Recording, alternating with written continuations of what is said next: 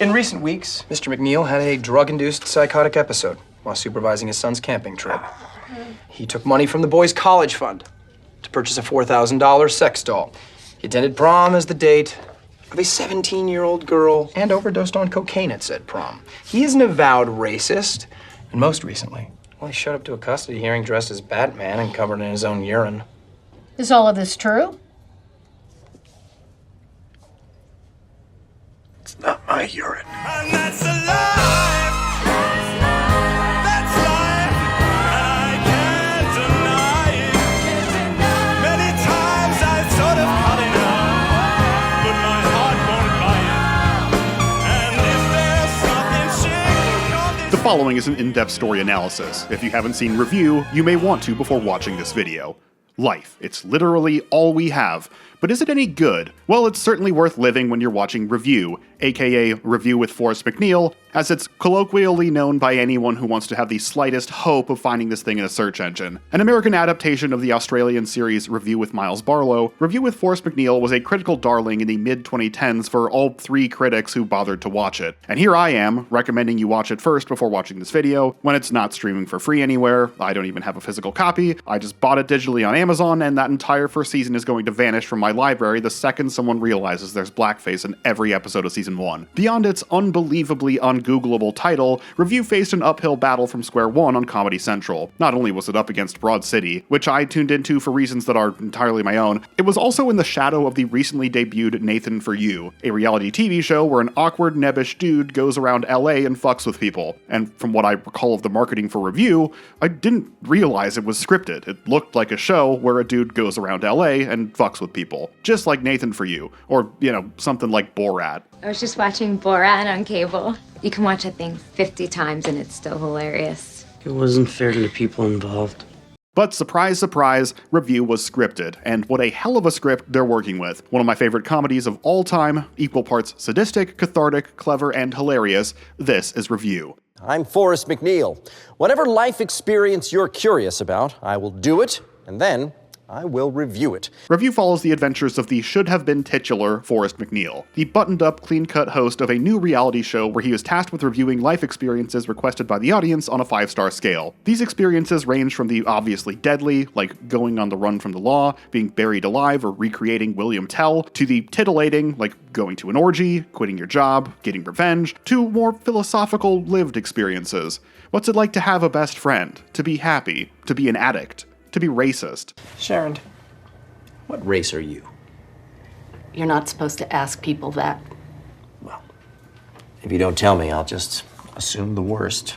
Throughout his unenviable adventures, Forrest takes audiences on a tour of incredibly well-executed comedy tropes. It's an effective blend of clever wordplay, devious plot twists, weapons-grade level cringe comedy that's Scott's Tots and Peep Show holiday-level brutal, crass drug, sex, and gross-out comedy, and character-based gags focused solely on Forrest. Forrest was an unconventional comedy protagonist for the time period. The 2010s were defined by unrepentant scumbags who were afforded a sort of moral victory because of their willingness to admit that they were, in fact, scumbags. Meanwhile, Forrest MacNeil sees no evil within himself, even as he is destroying his own life and the lives of everyone around him as a consequence of his myopic devotion to an insane television series. I found more to connect with in Forrest than the Bojacks and Rick Sanchez's of the world because I can shamefully admit I do the same thing. Not the whores and cocaine, we'll save that for a few years from now when the midlife crisis really hits. I mean Forrest's ability to pass the buck. Despite the horrible, horrible things he does in service of the show, he never speaks about the consequences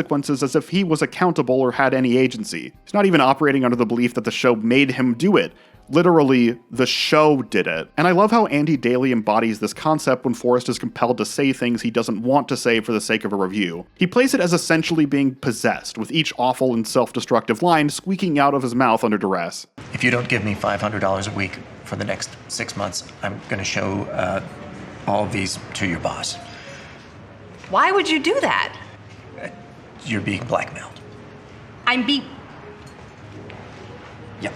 Unsurprisingly, this is really the Forrest MacNeil show, and by extension the Andy Daly show, but he does have a well-rounded supporting cast to, support him. His wife, and courtesy of a review request, soon-to-be ex-wife, Suzanne, is the de facto straight man and focus of Forrest's ambitions throughout the entire series. But Forrest also has fun characters to bounce off of producing the show. Forrest's ditzy but well-meaning co-host, AJ Gibbs, played by a very funny Megan Stevenson, who I really expected to have a breakout role after this one, given her adorably expressive mugging to camera a la Jim Halpert. Studio intern Josh, who is equally dopey and kind-hearted, beleaguered assistant Lucille, who plays Eeyore to our gang of maniacs, and lastly, executive producer Grant. Grant is essentially the villain of the series, even though really all of Forrest's suffering is a hell of his own making. Grant is a sinister figure just because he gently goads Forrest into continuing on his self-destructive path instead of putting his producer foot down and stopping the horror. There is no one whose life is so worthless that you should do this.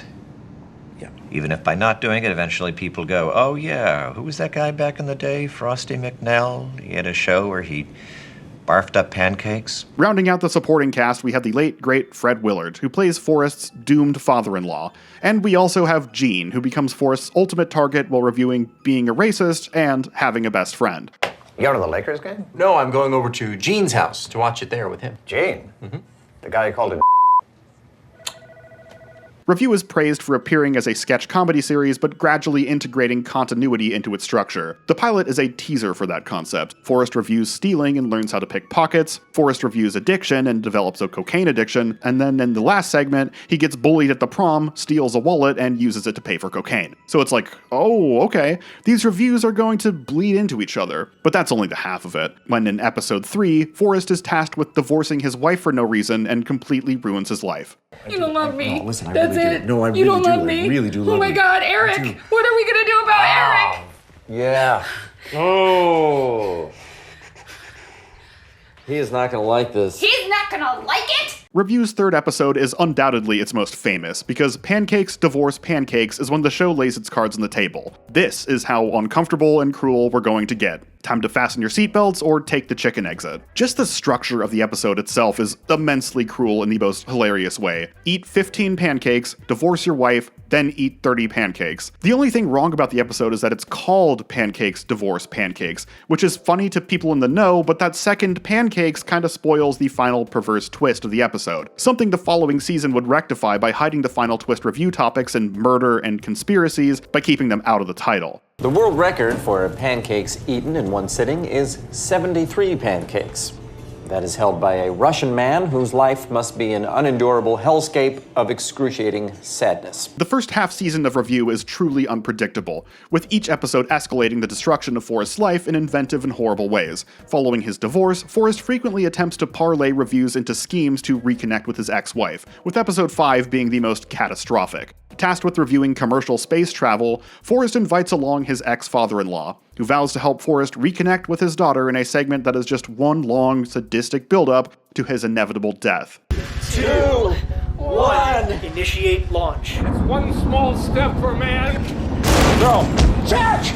Famously, once a show sends its characters into space, it's really hard to find a way to top that. Review is just twists and turns and unexpected status quo disruption up until Forrest's journey to the stars, and while I do feel the second half of the season is still solid, the show does lose a bit of steam after returning to Earth. The sense of continuity where all the segments bleed into each other largely vanishes, save for a few Easter eggs eagle-eyed viewers will catch, like Forrest's victim in the Revenge review being present in the same mental institution Forrest is confined to later that episode. It also doesn't help that the next segment immediately following the space review is the Road Rage review, which is certainly funny, but also funny in a way that sort of defies the review house style. This is a series about the increasingly poor decisions of Forrest MacNeil, with the backdrop of a relatively grounded world, though occasionally Forrest will encounter another outlandish character just as zany as himself. You got a president that wants to take away our guns? You know who else wanted to take away the guns? Hitler! Yeah. Well, you like Hitler. Yeah, I like the way he started out. Okay. But when he started with the Obama stuff, that's when it all went downhill. But then there's the Road Rage segment, where the entire world just becomes a giant cartoon show. It is, admittedly, disarmingly funny, but it's just so bonkers to a degree that the show never really goes to again. Save for maybe the Mile High Club review in Season 2, where Forrest hires a prostitute only to wind up on a flight coincidentally populated by a retreat group of sex addicts, or the Imaginary Friend segment, where he has to review having an imaginary friend, while in prison, and as he's leaving the Hooskow, they shank his imaginary friend. If Clovis isn't my friend, he's nobody's friend. What are you doing? No, hey, oh, no! Even if the second half of the season isn't quite as dazzling as the first, the finale still puts a satisfying bow on the season. Every season of Review with Forrest MacNeil ends on what could potentially serve as a satisfactory series finale, since the show had low ratings and was perennially on the bubble for cancellation. There's a major sense of finality to all of the finale's topics. What's it like to quit your job in a blaze of glory? Even though Forrest isn't allowed to quit this specific nightmare job in a blaze of glory because, if he did, he wouldn't be around to give quitting your job in a blaze of glory a star rating. What's it like to live your last day on Earth? Allowing Forrest to revisit the greatest hits of the season before finally reconnecting with his wife, who takes him back under the lying of omission belief that Forrest is terminally ill. Living this day as if it were my last was incredible. Suzanne had taken me back. Had true love prevailed? Or was it just her mistaken belief that I had a medical excuse for months of bizarre behavior and would soon be dead? And then we end on What's It Like to Be Irish, which, despite the seemingly unrelated subject matter, is where the actual drama unfolds. Suzanne learns that Forrest isn't really terminally ill and leaves him, and rather than stick around to finish the Irish segment, Forrest quits this job in a blaze of glory, punches out his producer, and races away to salvage whatever he can of his relationship with Suzanne. It's a fun and ambiguously optimistic ending, in contrast to the season finales that would come later. Season 2 ends on a dark but satisfyingly cathartic note, while Season 3 finishes the show with a sickeningly cruel twist. Did you get addicted to cocaine for the show? Sweetheart. Did you get my dad killed in space for the show? Oh my God. Did you divorce me for the show? It's probably worth discussing that Review follows a mockumentary format, but plays pretty fast and loose with it, as so many shows tend to do. When the UK and US Office series debuted, the reality of the mockumentary execution and how the characters reacted to knowing they were on camera was carefully considered. But when it became a routine filming style of comedy shows, with series like Modern Family and Parks and Rec, the reality of the mockumentary format was all but abandoned. Review is in this sort of bizarre middle ground where it frequently ignores the existence of the show's cameras, like Modern Family, but is also at its core about how this is a reality show, so you can't just brush the filming style aside. On the whole, it's an Austin Powers 2 don't worry about this sort of thing and just enjoy yourself situation. Forrest's felonies are broadcast on national television for 2 seasons, but he gets away with it up until the writers finally decide, okay, it would be funny to have an episode where he's in prison, now let's have him get arrested so we can do a prison episode. A prison episode where the writers tersely handwave why the entire camera crew is allowed to come along and film him. In the season 2 finale, Forrest goes on the run believing the entire show has been a conspiracy to kill him, but he still lets the camera crews follow him into his domiciles, and the idea that he can't tell his family the details of his reviews, or what life decisions he's making solely for the purpose of his reviews, or what the consequences would be if he did spill the beans about what he's been doing for the reviews, hang over the series but are also always left deliberately vague. I mean, yeah, it can be distracting if you get caught in your own head about it, but at least it's not quite on the level of stuff like Total Drama where it's ostensibly a reality TV show, but we're seeing the characters' dreams. I just got $200 extra from the Bureau for finding a trading card in my dream.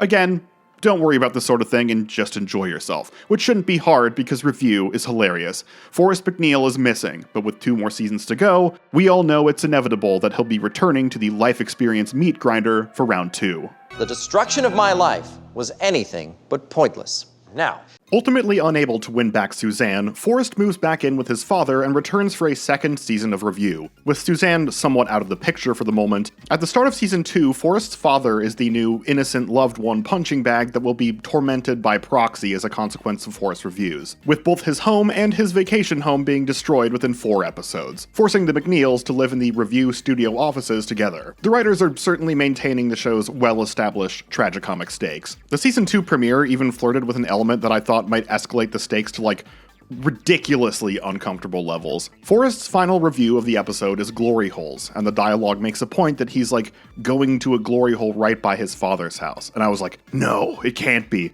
Are they really gonna do a gag, no pun intended, that he's unknowingly getting blown by his own father? Which, no, they don't. It's just some dude, who Forrest is convinced is some beautiful and charitable young woman simply sharing her gift for fellatio with the world. Did anyone else think the glory hole review was going where I thought it was going? Was that the writer's intent? Or did I just glom onto inconsequential lines and assume they were foreshadowing? You never did find the woman behind that glory hole, did you, Forrest? sadly, no, I did not.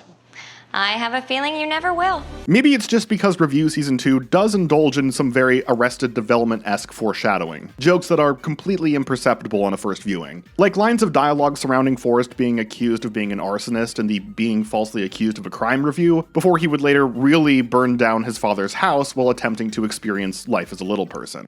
Forrest, what are you doing? I'm brushing my teeth. Or am I too small for that? And of course the big one, a seemingly non sequitur joke in the first review of the season that foreshadows the events of the finale. Conspiracy. Bridge.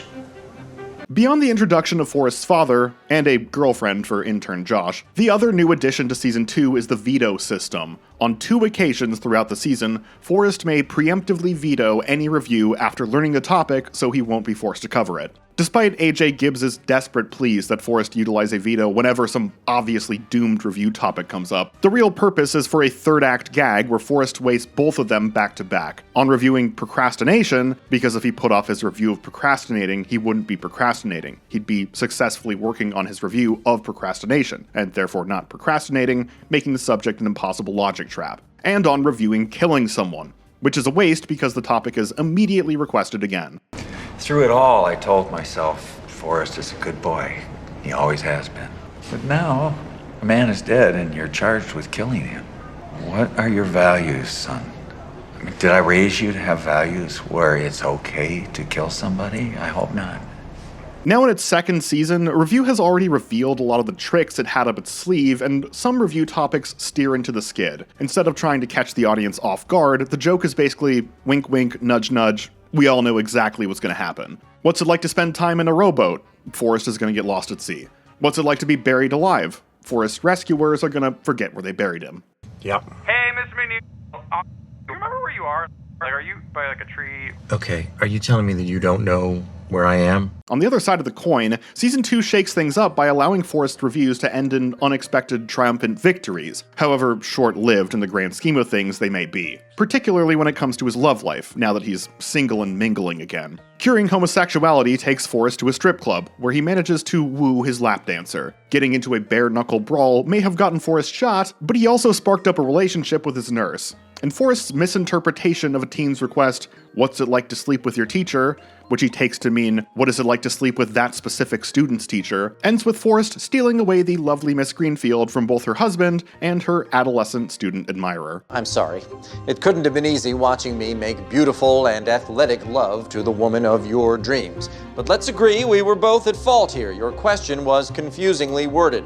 Forrest may have gotten lucky a few times, even though 2 of his lovers eventually shoot firearms at him, but the true object of his desires is still Suzanne. While reviewing catfishing, Forrest is the fisherman, and he makes Suzanne his unknowing target, the fisherman's cat, inadvertently stumbling into a Cyrano de Bergerac sort of situation when his wife encounters the man whose photos Forrest used to seduce her and falls in love with him instead. Reviews further cosmically conspire to encourage Suzanne into the arms of her philandering new partner, Joe Dale Jr., right up until Forrest manages to destroy their impending nuptials during the rehearsal dinner with a drunken toast that goes off the rails. Remember when you were talking to Ace Schrift? I was Ace Schrift, and you were talking about the spatial layout of Costco? Who's gonna walk right in and buy a TV?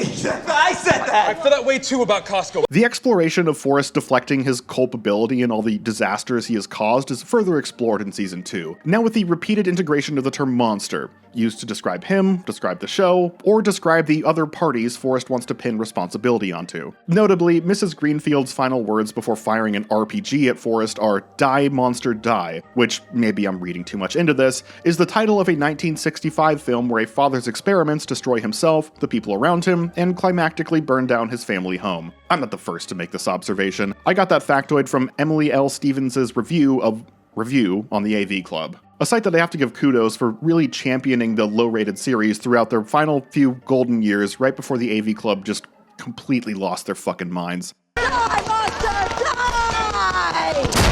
Did you leave the show because you were afraid it was turning you into a monster? I'm a monster.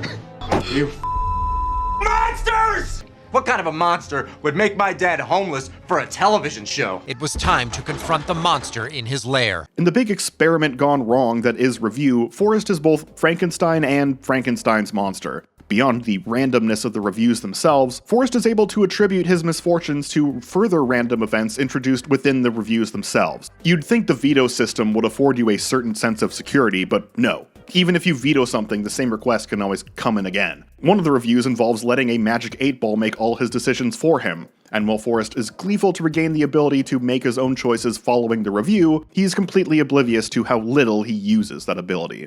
In the end, it's always better to captain one's own ship on gut instinct. If I crash into the rocks of life, I want it to be because I steered the ship there myself. And that's what makes the finale of the second season, Conspiracy Theory, such an exceptional episode. It really ties together the themes the show has been running with, putting your work life above your home life to an outlandish extent, and finding a way to live with, what you've done by finding roundabout ways to not accept that you did it. Reviewing what it's like to believe in a conspiracy theory, Forrest goes beyond his usual, all these bad things happen due to the randomness of life. Instead, he wonders, what if these bad things were done to me? Perhaps it would be nice to think that life's misfortunes aren't simply random, but are instead the work of a villain who can be smoked out and defeated. Despite the innate terror of believing there is a grand plot to kill him, it's also a comforting notion since Forrest thinks he may have found a secret backdoor exit to end this nightmare and restore his former life. Shocked by the proportion of reviews that nearly cost him his life, Forrest becomes convinced that his producer Grant is a trans man who was infatuated with Suzanne back in college, who created the show Review to kill Forrest on national television and then steal Suzanne away from him. This was supposed to be a show about life, okay? Grant turned it into a show about death. My death. That's what's happening here. And so I'm gonna tell him, I have figured it out. This is not what I signed on for, and I am out of here, and I'm going back to my wife and my kid, and I'm going back to my old life. Whoa, Forrest. On first viewing, it reminded me a lot of watching the Community episode live, where they're told the Greendale Community College has actually been a mental institution the entire time, where I was like, okay, this is probably bullshit, but the show also probably isn't getting renewed, and there's a 1% chance this could be real. Of course, Forrest's conspiracy turns out to have been a figment of his imagination, but that figment is quickly reinvigorated when his next review is What's It Like to Be Hunted, and the staff reveal Grant has already preemptively hired a Navy SEAL to track Forrest down. If I'm gonna die, you're gonna die too! It's a paintball gun! It's a what? So Forrest dies doing what he loved, almost thinking everything wasn't his fault. Conspiracy Theories is such a funny and dark conclusion to the series, with a perfect insight into the mind of Forrest MacNeil when the reality of his world isn't really turned on its head by an evil master plan, but boy does he sure desperately want it to be. Conspiracy Theories is so good, in fact, that as I discussed in my video on The Righteous Gemstones, even though Review got renewed for a third and final season, I almost wish it hadn't, solely based off of what a pitch-perfect finale Conspiracy Theories could have served as. But they made more episodes, so I'll take it. Moving on to Season 3. Grant, I'm asking for your forgiveness. I forgave you before we even hit the water. Review's third season is only 3 short episodes, so it's almost more of a DLC expansion pack than a continuation, and think more like Rock Band 2 Song Pack DLC instead of something like Kingdom Hearts Remind or Delicious Last Course DLC. In all honesty, there isn't much of substance for me to discuss when it comes to Review's final season outside of the ending. It's still funny, but none of the segments are particularly wild, off-the-rails standouts on par with stuff like William Tell being a little person or There All Is Aching from preceding seasons. You would think they had a layup on their hands in being Helen Keller, but they don't really do much with the concept. The new element of Forrest's life, doomed to be destroyed by the consequences of his reviews, is his murder trial. But the whole thing is pretty half-baked, and then the writers abruptly drop the plotline with a lazy, can't get arrested in this town if you're white joke. The standout segment is probably the pet euthanasia one, because the comedy of errors is the most unpredictable, and it brings back that towing the line of just how mean-spirited can we get away with while still keeping Forrest somewhat sympathetic. That Review has always done so expertly. Another pet! For the express purpose of keeping for a couple of days and then killing. I'm gonna kill that one instead. The big reason to attend Season 3 is to witness Forrest's final fate. As one last Hail Mary, Suzanne herself appears as a review requester, asking what it's like to never review anything ever again.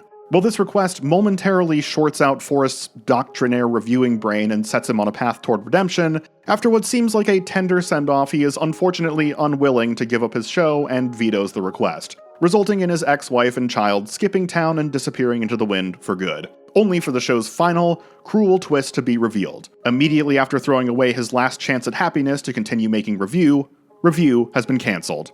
Thankfully, to help ease Forrest through the horror of his terminal bad decision to end all bad decisions, he is currently reviewing what it's like to be pranked, and desperately clings to the delusion that the show's cancellation is one elaborate prank set up by his coworkers. And he plans to hold on to that delusion forever, announcing he would take his own life if the show were actually cancelled. I just vetoed that thing from Suzanne trying to get me out of there because you told me to!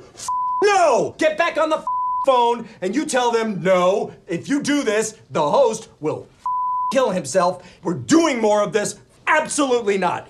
I'm in the middle of a review right now. We're in the middle of doing this. It's a sick knife twist to end the series on, when the seemingly fatal conclusion of Season 2 at least had a cathartic element to it. But it did leave the door open for Forrest to continue reviewing life, even if it was under the falsest of pretenses. And despite the end of the series, Forrest MacNeil would return for a COVID special 3 years later. In the grand scheme of out-of-work actors trying to keep themselves busy during the 2020 lockdowns, the ramshackle review revival is one of the better ones I've seen, though that isn't exactly high praise. It's basically just Andy Daly setting up a camera in a public park and riffing for a few minutes, joking about the man-on-the-street reviews he's been taking on while he waits for Grant's elaborate, years-long prank to end. Most people just ask him to review doing some manual labor for them, but he also throws into the mix reviews that imply he both inadvertently started the COVID pandemic and was involved in the death of Jeffrey Epstein. Even though Andy Daly is most likely winging this whole thing and identifies the wrong New York penitentiary where Epstein was being held, it's still a funny bit.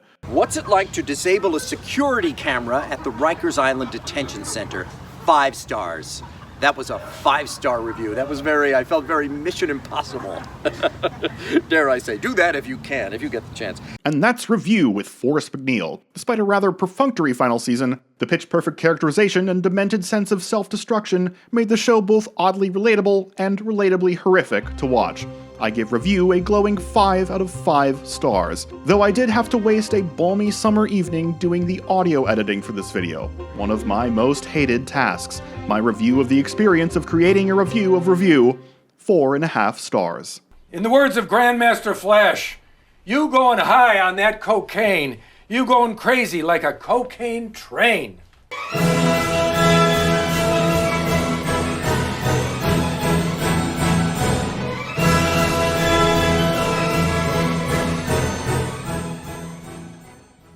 Have a good day. I hope you weren't doing anything really important. To be honest, I was not, but this is still an inconvenience.